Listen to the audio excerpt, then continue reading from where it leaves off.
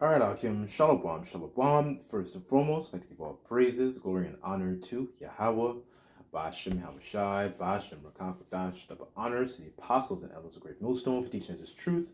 Salutations to the sincere Akim and Aqua that may listen. May the blessing of election be upon your house. My name is Brother Raquai, and back in here with another quick and Lord's will as always, an edifying lesson. And for today's lesson, I just wanted to, something I was just thinking about, like an observation in this story, and I kind of want to share this with you, brothers and sisters that may listen. The title I have on the screen here is Goliath's words are piercing, but, right, and I put it exactly like that because, and not even just his words, really, his essentially his countenance. So what I want to do is read a little bit of this story and try and add some edification to actually, essentially what I want to do is to through the spirit and power of Yahweh Shai, of course, is to stimulate more confidence and boldness, because sometimes I was meditating on a couple of things and I noticed, sometimes we might think about our, for example, sometimes our insecurities and meditate on our insecurities, but kind of trying essentially kind of trying to bypass the flesh, like the scriptures say that the spirit is willing but the flesh is weak, right? So let me read a couple, let me read the account, and then so you can get an idea of what I'm actually trying to convey here. And then Lord's will is always haratizat, this will be an edifying lesson, right? So okay, so this is First Samuel 17. I'll start at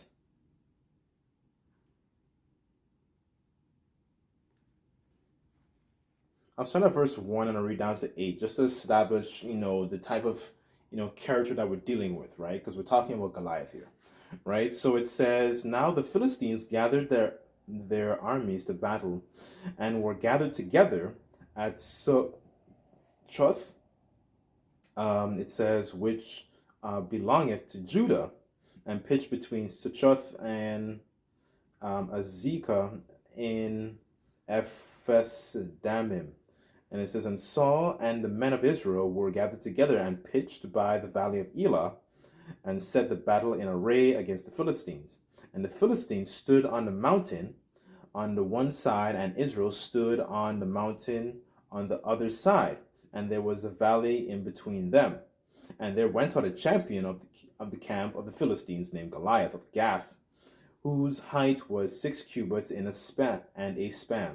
Right, so in the NLT for that it says he was about approximately 9 feet tall, right? So let's just deal with this is, ballpark. He was a very, very tall individual, right? He was probably like much taller, right? Because the scriptures say that essentially we become weaker through the age, right? We're not as big, especially us as a people. We're not as big. Even the animals as well, they're not as big as they used to be, right? We've gotten, our stature has been lost, not just stature in terms of like physical stature, but a stature in terms of even our reputation as Israelites has been lost, right? Because we departed from the ways of the Heavenly Father, right? So moving on, it says, verse 5, and he had helmet of brass upon his head, and he was armed with a coat of mail, and the weight of the coat was 5,000 shekels of brass. So in the NLT here, it says it was about 125 pounds, right? So just to use those metrics, we're going based off those metrics, not saying that's completely accurate. It was very, very, this guy was a big guy. And the armor he was wearing was very, very heavy. And it says, and he had greaves of brass upon his legs and target brass between his shoulders. And the staff of his spear was like a weaver's beam. And his spear's head weighed 600 shekels of iron, and bearing a shield went before him. And cried, and he stood and cried unto the armies of Israel, and said unto them, why are ye come to set your battle in array? Am I not a Philistine, and ye servants of Saul? Choose you a man of you, and let him come down to me. if he be able to fight with me to kill me, then we be your servants. But if I prevail against him, and I kill him, then shall ye be our servants and serve us. Right. So what I want to do, just establish the context of what kind of individual we're doing here. I want to jump down. Just I don't want to make the lesson too long. For the sake of time, until essentially where David comes and he intervenes. So just bear with me on this.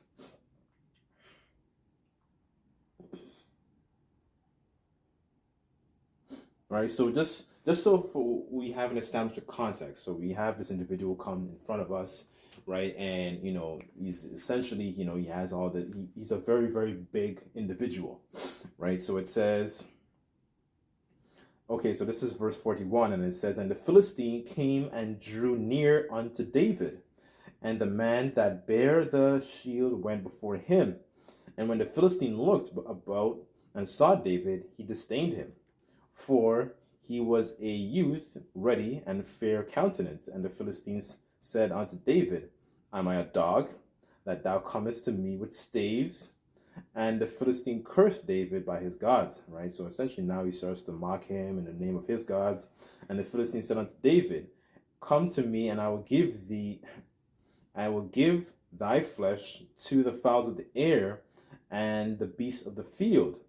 Right, so now essentially what he's doing now is kind of like now he's talking smack towards David, because he sees David. David's not as big as essentially as Goliath was described, right?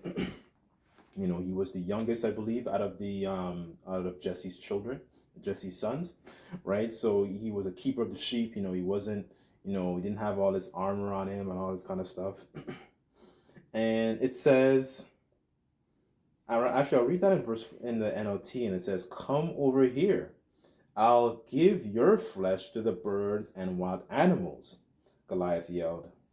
Right? So that's one of the points I wanted to bring out here, because what you have right now is a situation where David is essentially confronting this individual, and he has a very huge countenance with all his battle array and helmet and beam and all this kind of stuff, right? And then sometimes, those words, like, because he was talking smack, because think of it this way, like, think of those words, instead of using Goliath, imagine, those words, being spoken also to you, maybe on the highways and byways. I'll be talking to somebody, about the truth and something like that, and they're throwing these words at you, and on top of that, they're probably even throwing in some words about you that essentially, A, that's not true,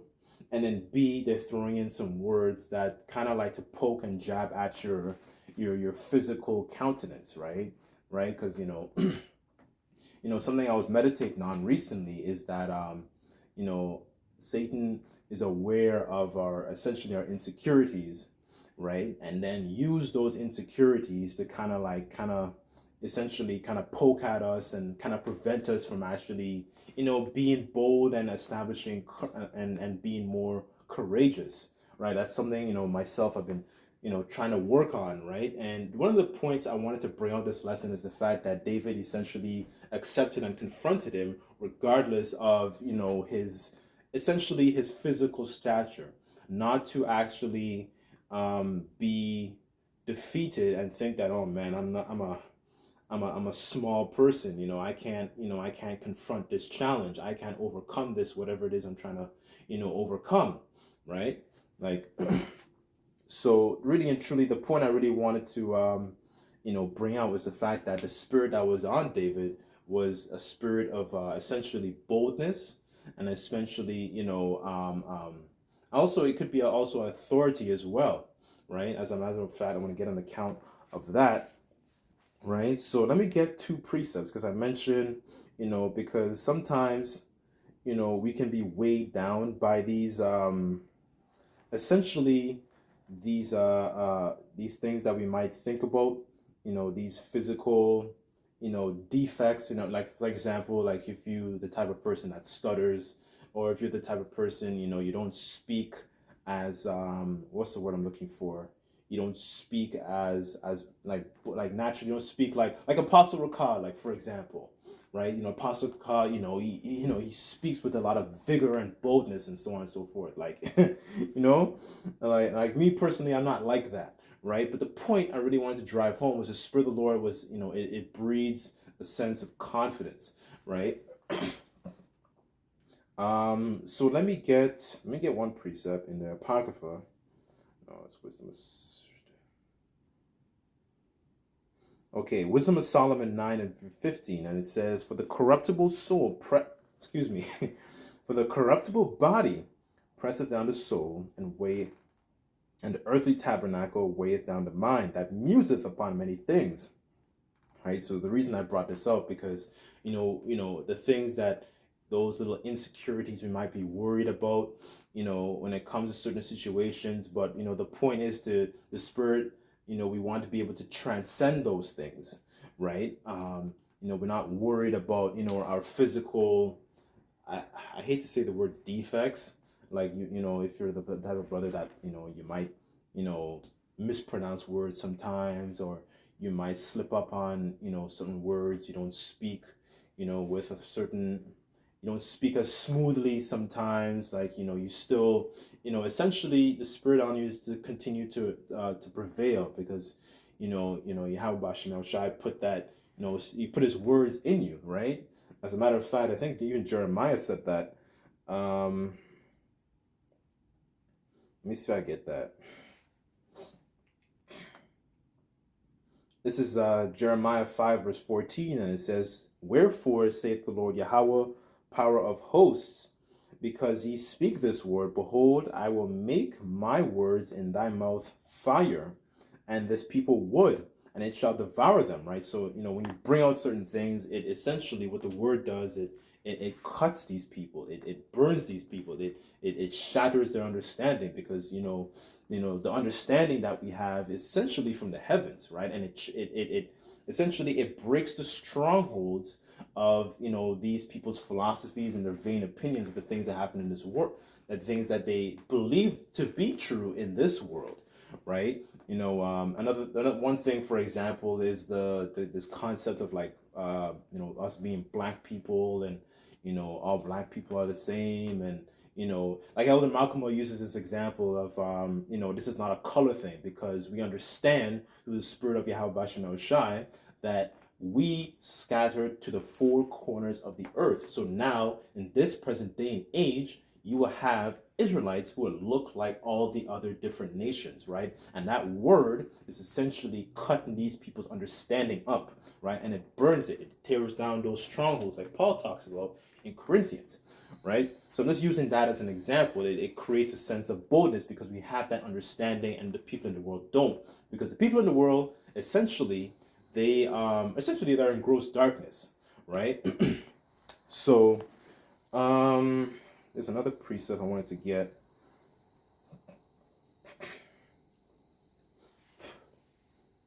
Just bear with me.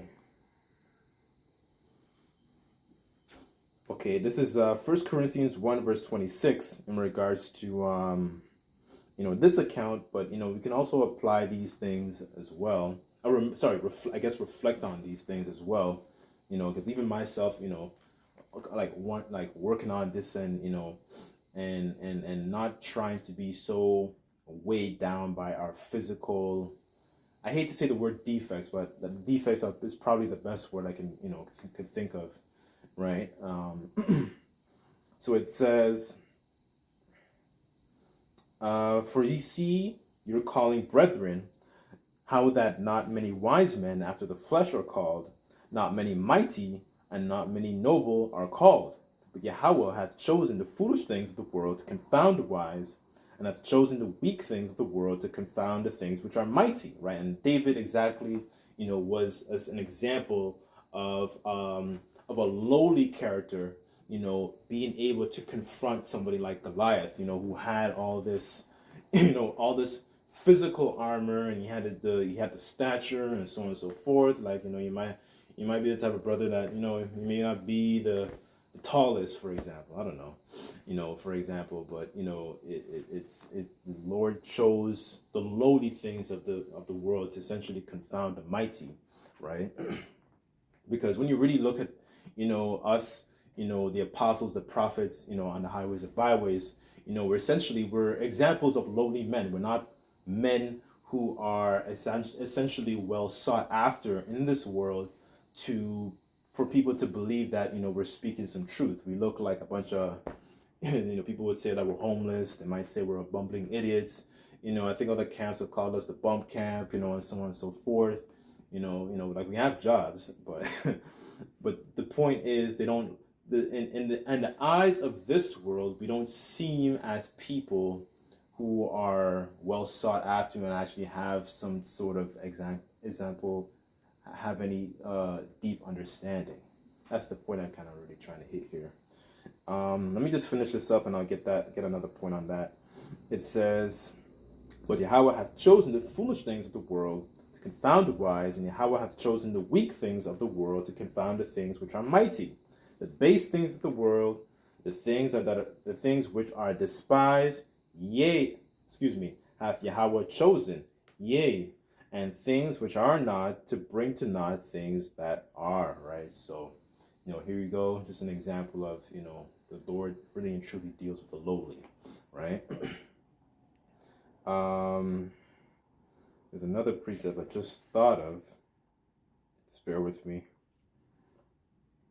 Okay, this is Sirach 13, verse 22. It says, when a rich man is fallen, he hath many helpers. He speaketh many things to not be spoken, and yet men justify him. Right? So, it goes into the mindset of people have when, a rich man, when he speaks, like, for example, people listen to folks like, your Jay-Z's, and, they want to know, oh, who should you vote for the next election and all that kind of stuff. They go to these celebrities to talk, to get, counsel on certain things. They go to guys like Bill Gates, like, what should we do for the next, demic? They talk to these people because these are the people who have riches in this society. And it says, continuing on, yet men justify him. The poor man slipped, and yet they rebuked him too. They spake wisely, and could have no place. When a rich man speaketh, every man holdeth his tongue. Right? So they look at him and say, oh, let me hear what this guy has to say. He drives a Rolls Royce.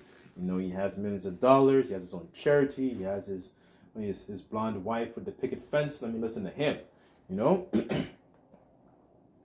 But if a poor man speak, they say, what fellow is this?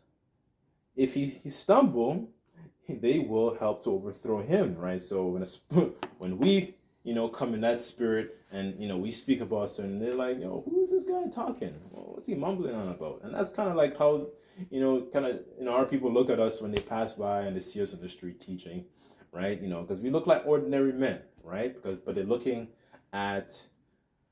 more at the vessels rather than the actual message that's coming out from the vessels, right? So that even itself is a stumbling block, right? Okay.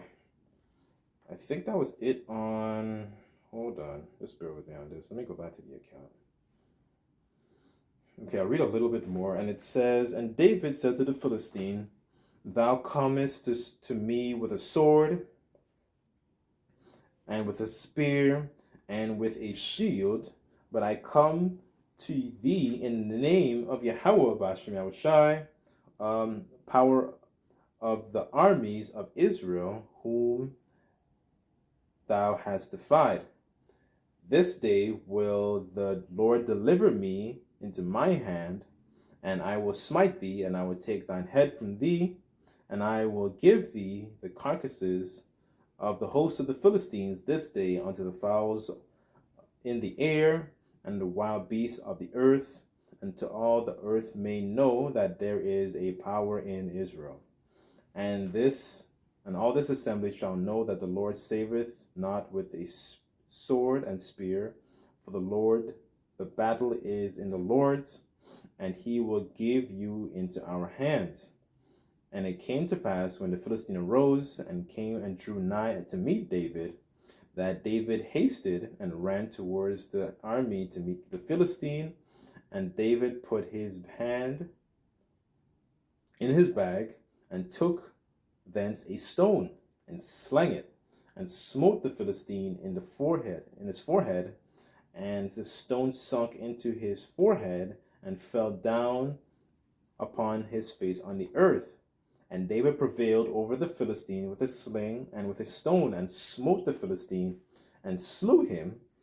But there was no sword in the hand of David, right? So it just shows you, what it does, it shows you a mentality that is really being equipped here.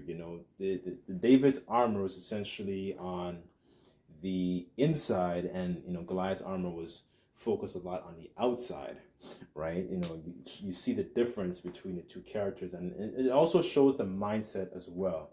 The mindset of David, he had, essentially a sense of boldness, and he carried himself, and he had, authority, when he confronted this challenge, right? And even us, we would face different challenges as well, where, the spirit of boldness is required, and the spirit of courage is also required, right?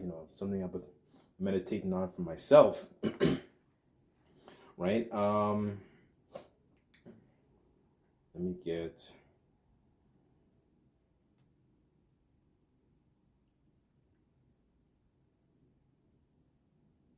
Okay, for 2 Timothy 1 verse 7, and it says, "And Yahweh, Bashem Shai, hath not given us a spirit of fear, but the power of love and a sound mind," right? So, he wasn't really tripping like Saul was, right? And that's so it really, it's all in the mind, right? And them thoughts always come to you, and they always try to make you focus on the I guess the imperfections of of who you are.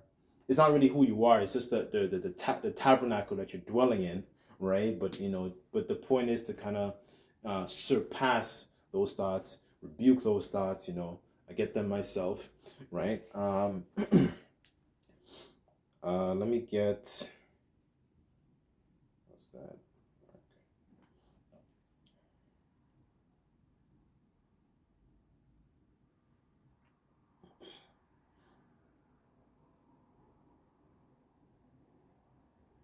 Bear with me on this.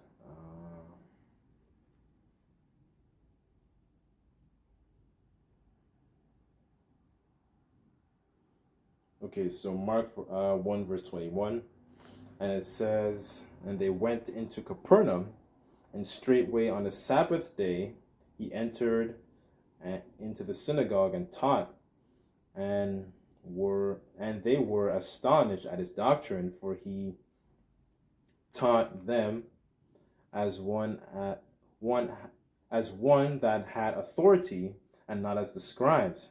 Right, so that's really the point I wanted to hit here. This is the way Yahweh Shai taught. As a matter of fact, as well, in that scenario when he was his parents were looking for him. As a matter of fact, let me get that real quick. I just thought of that, because he was on another level, man. 1 second.